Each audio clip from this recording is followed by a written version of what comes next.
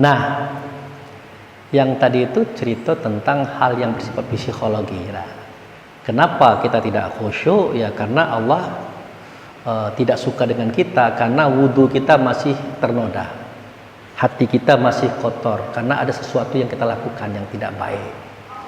Nah, kita masuk kepada persoalan kaji. Nah, ini masuk kaji nih, Ibu. Ibu pernah tidak dengar wa aqimis sholah li zikri? Dirikanlah sholat untuk mengingatku. Jadi sholat itu untuk mengingat. Betul? Nah, berarti sholat itu mengingat. Berarti sholat itu adalah ingatan. Nah, sholat itu mengingat. Sholat itu adalah ingatan. Yang diingat itu adalah Allah. Siapa Bu yang diingat? Allah. Kita kadang-kadang tidak berpikir bagaimana cara mengingat Allah. Lah tahu Allah itu tidak berbentuk, tidak berupa, tidak bersuara, tidak berkata, tidak bertempat dan tidak ditempatkan. Cak mana mengingat itu? Bisa Ibu mengingat sesuatu yang tidak ada bentuknya? Bisa? Bisa Bu? Tidak bisa. Tetapi kita ini kadang-kadang kurang menggunakan akal fikir kita untuk mentelaah isi Quran itu sendiri. Fazkurullah azkurkum. Ada ayatnya itu. Kamu ingat Allah, seketika kamu ingat Allah, aku akan ingat kamu, kata Allah. Tuh. Tapi kita tidak pernah bertanya, ya Allah, bagaimanakah cara aku mengingat Engkau gitu? Bukankah Engkau tidak berbentuk, tidak berupa, tidak bersuara, tidak berkata, tidak bertempat dan tidak ditempatkan, tidak sama dengan segala sesuatunya? Bagaimana cara aku mengingat Engkau? Pernah Ibu nanya itu? Oleh karena ini tidak terpecahkan, maka mengingat itu diartikan menyebut. Pernah tak Ibu dengar? Zikir kepada Allah itu begini: Subhanallah, walhamdulillah, wala ilaha illallah, wallahu akbar, la haula wala quwata illa billahi alil azim. Pernah dengar itu enggak? Nah, zikir kepada Allah itu ini. Padahal zikir itu artinya mengingat, bukan menyebut. Di situ saja kita sudah salah dalam menempatkan. Cak mano kaji ini bisa sampai kalau kita katakan menyebut itu adalah mengingat. Mengingat itu kita katakan menyebut. Kalau mengingat jelas menggunakan akal kita, fikir kita, rasa kita, kesadaran kita kepada satu titik yang harus kita ingat. Itu. Makanya kata Nabi, in kuntum tuhibunallah fatabi'uni. Kalau kamu mencintai Allah, ikut saya. Yuhibbukumullah yaghfir lakum dzunubakum wallahu ghafurur rahim. Kalau kamu ikut saya, kamu akan dicintai oleh Allah, akan disayangi oleh Allah, dan diampuni dosa-dosamu. Itu Ali Imran ayat 31. Akal kita tidak juga berpikir tentang itu. Nabi ngecek ikut saya. Pak Ustadz, tadi saya dengar kalau ikut Rasul dikasihi Allah, disayangi Allah, diampuni dosa. Kalau tidak ikut Rasul bagaimana? Lah, kalau tidak ikut Rasul otomatis tidak dicintai, tidak dikasihi, tidak disayangi, dan tidak diampuni dosa. Pertanyaan saya kepada ibu-ibu, maaf Bu ya, boleh saya bertanya? Sudah pernah ikut Rasul? Sudah? Nanti dulu tanya itu, sudah pernah ketemu Rasul? Belum? Berarti ngikutnya belum pernah juga kan? Bertemu Rasul beda pernah, apalagi nak ngikut dia. Kelak dulu Pak Ustadz, Rasul itu kan sudah mati Pak. Kuburannya ada di Madinah. Waktu kami haji, kami umroh, ada nian kami tengok kuburan itu Pak. Ada di Madinah, di Masjid Nabawi. Nah, tadi karena kita kurang menggunakan akal tadi, lah kita iyokan pula. Padahal yang terkubur di Madinah itu tubuh beliau, badan beliau, jasad beliau, casingnya beliau. Itu yang terkubur di Madinah. Tetapi yang pernah ada dalam dada beliau, katakanlah dalam bahasa kita manusia umum ini, rohnya dia ya tidak di kuburan itu lagi. Tidak. Ibu tahu kemana rohnya sekarang? Tidak tahu Pak Ustadz, tidak ada keterangannya, tidak ada pengajiannya. Padahal dalam Al-Quran ada cerita itu. Pernah dengar surat Al-Balad? La uqsimu bihazal balad wa anta hilum fi hazal balad. Aku bersumpah dengan negeri ini, hai Muhammad, bahwa engkau tetap ada di dalam negeri ini. Nah, Allah sudah mulai menunjukkan itu. Sayang 1000 kali sayang, negeri ini dikurung oleh kawan kita dengan tulisan Mekah.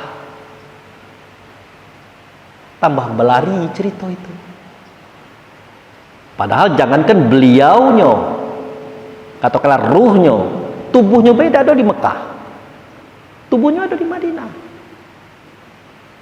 Nah, lalu negeri yang dimaksud itu negeri yang mana Pak Ustadz? Ya Pak Ustadz tidak tahu juga. Yang tahu itu hanya Allah. Dia sampaikan melalui Rasulullah, ada pada surat Ali Imran ayat 96-97. Apa bunyinya?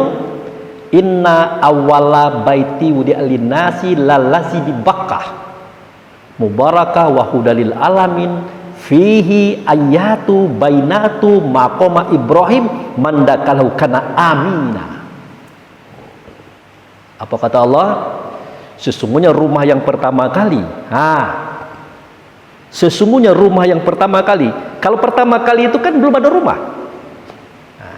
Yang sayo yang bueknya kata Allah, itulah rumah yang ada di negeri Bakkah. Negeri Bakkah itu ibu, negeri yang ada di luar seantero alam semesta. Hancur 7 langit, hancur 7 bumi, terjadi kiamat, yang namanya negeri itu tidak terganggu. Itulah negeri asal kita, negeri Bakkah.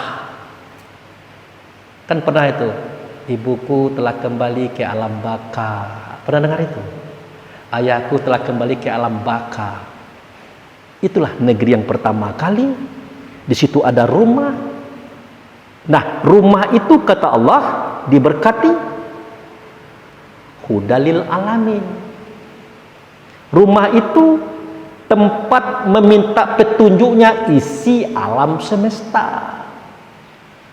Rumah tadi. Alam semesta di sini bukan langit dan bumi. Pada saat itu dikatakan langit dan bumi ini belum terjadi. Yang dimaksudkan isi alam semesta itu adalah isi alam diri. Itu roh kita.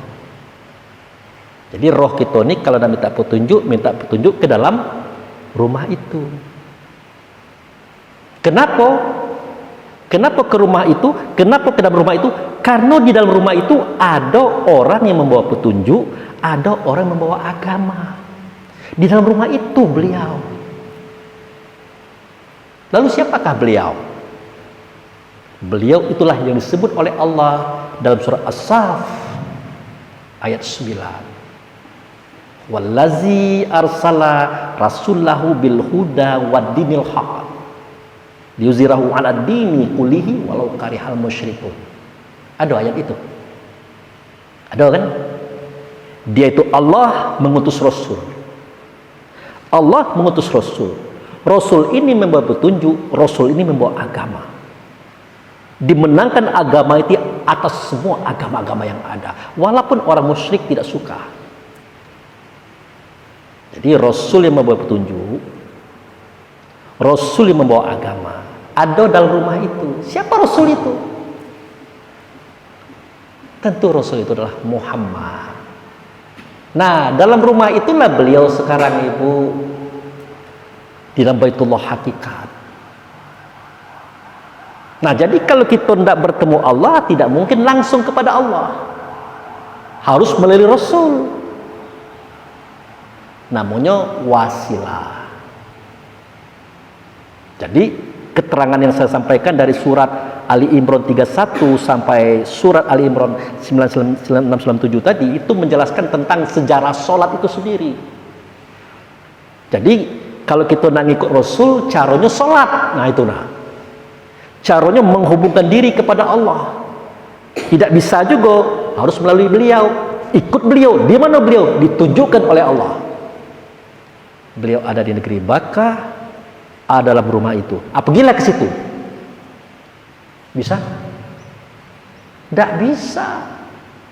Makanya agama ini dimudahkan oleh Allah. Negeri Bakkah tadi diamsalkannya dengan Mekah. Nah itu baru benar. Baitullah tadi ditandakannya dengan Ka'bah. Itu baru benar.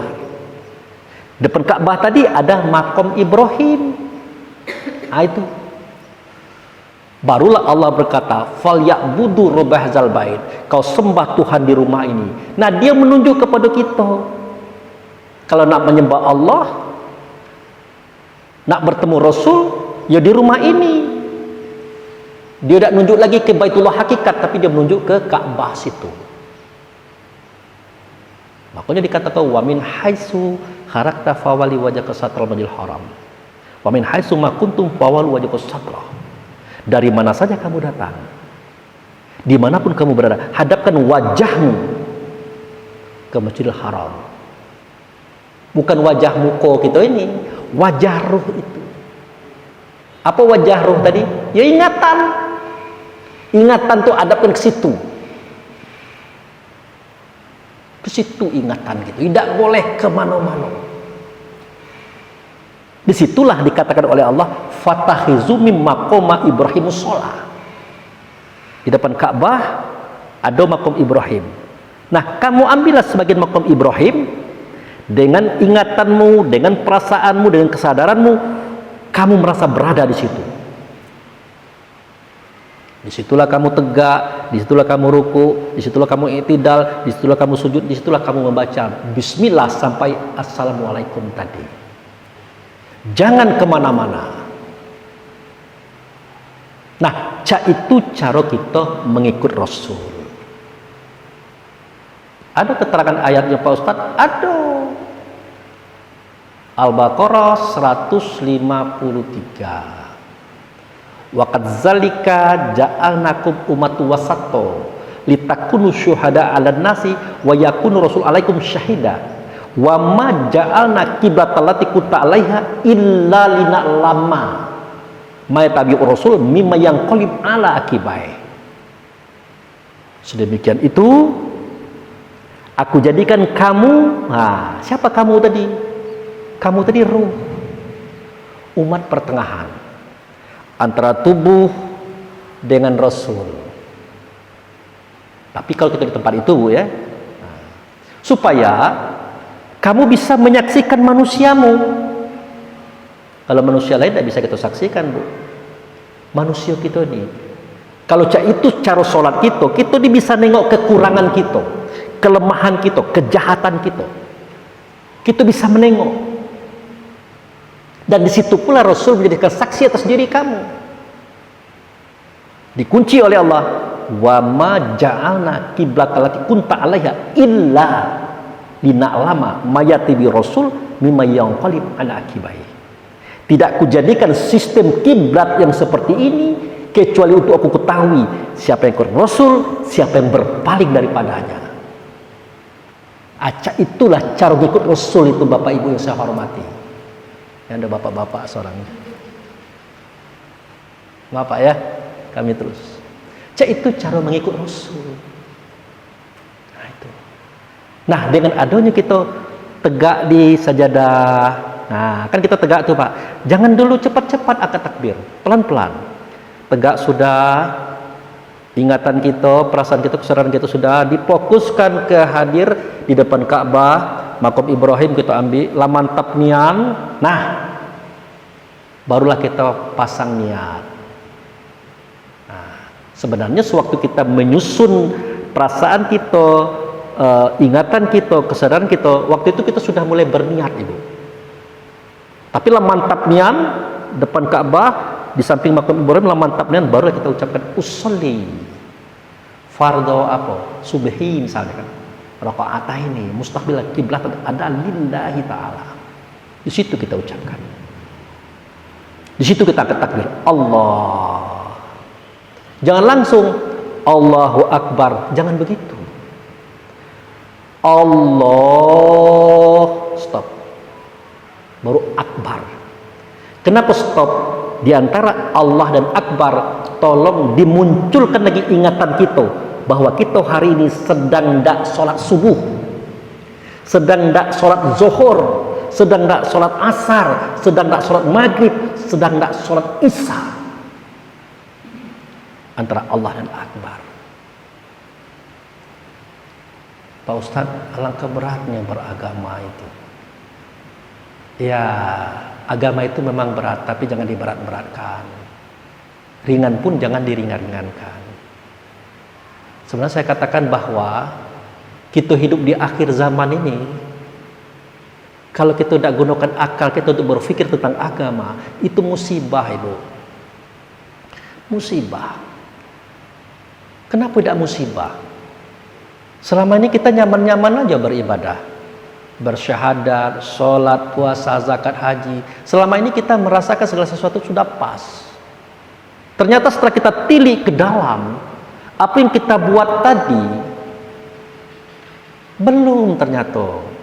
Sama dengan kita naik mobil, kunci kontak ditusukkan ke mobil. Nah, kita kira kita inilah berjalan. Kita kira kita telah sampai, ternyata jangankan berjalan, on aja belum kontak nih. Itu yang terjadi. Tapi kalau kita gunakan akal kita untuk berpikir, kita berjuang datang untuk pengajian ini, kita serius belajar, itu persoalannya lain lagi. Walaupun belum sampai target harapan kita kepada kajian, kita sudah berusaha. Tuhan mengerti. Tapi kalau kita kemudian berleha-leha, ngaji tidak mau, belajar tidak mau, kita merasa sudah oke-oke saja, nanti kita nyesal. Apa yang kita sesalkan? Nah, dulu kan saya sudah pernah cerita, sewaktu malaikat maut datang nak mengeluarkan ruh kita, kan pilihan kita dari bayi itu kan diputar sampai kita nak mati, diputar. Begitu banyak kebaikan, begitu banyak fasilitas akhirat, bagus-bagus. Tapi kata malaikat, itu tadinya cak itu, tapi tidak jadi. Kenapa? Karena terlalu banyak engkau melakukan kesalahan, kekeliruan. Termasuklah kita mengupek orang, mengunjing orang, iri, sombong. Termasuklah kita tidak mengetahui cara beribadah itu sendiri, menjadikan semua itu gagal. Akhirnya kita nangis sambil berkata, Rabbana absorna wassami'na farji'na na'mal solehan inna mukinun. Itu surat As-Sajdah itu. Tuhanku, aku lah nengok nian, lah dengar nian, lah tahu nian, ternyata aku ini keliru, aku ini salah, ternyata aku gagal. Apa artinya farji'na na'mal solehan? Kembalikan aku ke dunia sebentar baik, aku nak berbuat baik. Na'mal soleh itu artinya mengerjakan sholat, Ibu. Karena sholat itu induk daripada semua perbuatan. Bagus sholat kita, bagus semua perbuatan. Buruk sholat kita, buruk semua perbuatan. Kata Allah, tidak bisa, sudah habis waktu. Nah, maka beruntunglah ibu-ibu hari ini yang masih bersedia ikut pengajian. Saya setuju ini, hadirnya ibu, kelak dulu ngijaukan arisan. Pas Ustadz balik kelak sudah asar kan bisa ngijaukan arisan. Daripada kemarin habis ngijaukan arisan jam 3. Kebenaran waktu sholat jam 3:10 waktu itu. Akhirnya saya secara cuma 5 menit selesai. Tapi sekarang sudah bagus, Bu, benar ini. Nah, gitu ibu saya maksudkan. Kemudian yang kedua, manfaat kita sholat seperti itu tadi, wa naza'na ma fi sudurihim min ghillin tajri min tahtiha al-anhar. Di tempat yang mengalir air di bawahnya. Nah, kalau di alam sana itu namanya Al-Kautsar. Kalau di tempat tadi ada Ka'bah, ada makam Ibrahim, ada Masjidil Haram. Air apa yang mengalir di bawahnya? Air apa, Bu? Siapa yang pernah pergi ke Mekah? Ibu sudah pernah? Air apa, Bu, di bawahnya? Air Zam-Zam. Ibu buka surat Al-A'raf ayat 43. Wa nazza'na ma fis sudurihim min ghilin tajri min tahtihal anhar. Di tempat yang mengalir air di bawahnya, di situ mereka berdiri, di situ ku cabut penyakit hati dalam dada mereka. Akibatnya apa? Dicabut penyakit hati kita, dicabut. Kan lama-lama kan habis, kurang. Ah, itu. Secara fisik kita tidak penyakitan. Secara wajah kita terang, banyak senyum. Ilmu kita ditambah, iman kita ditambah. Santai kita dalam hidup. Karena hidupnya sudah jelas. Tidak perlu ditambah, tidak perlu dikurang. Allah sudah mengatur. Rezeki kita tidak pindah ke orang, rezeki orang tidak pindah ke kita. Nah, itu ceritanya, Ibu. Jadi itulah tadi. Jangan kita tanyakan, apakah sholatku ini telah diterima oleh Allah atau belum. Tapi tanyakanlah, sudah bermanfaatkah sholatku ini pada diriku. Nah, kalau kita masih berpenyakit hati tadi, ya, berarti sholat itu belum bermanfaat pada diri kita. Otomatis tentu belum diterima juga oleh Allah Subhanahu wa Ta'ala. Dan lebih prihatin lagi adalah umur kita sampai, masa hidup kita habis, sedangkan urusan kita belum selesai. Awak nak balik ke Tuhan, akhirnya apa yang terjadi? Inna lillahi wa inna ilaihi raji'un itu tidak terwujud. Kami datang daripada Allah, akan kembali kepada Allah, itu tidak terwujud. Kalau datang daripada Allah pasti. Kalau nak kembali, kelak dulu. Allah itu suci, Dia tidak akan menerima kecuali yang suci pula. Itulah gunanya kita sholat. Itu aja, Ibu, sekedar penyampaian pengajian. Kalau ada ibu-ibu nak bertanya, silakan bertanya. Ya.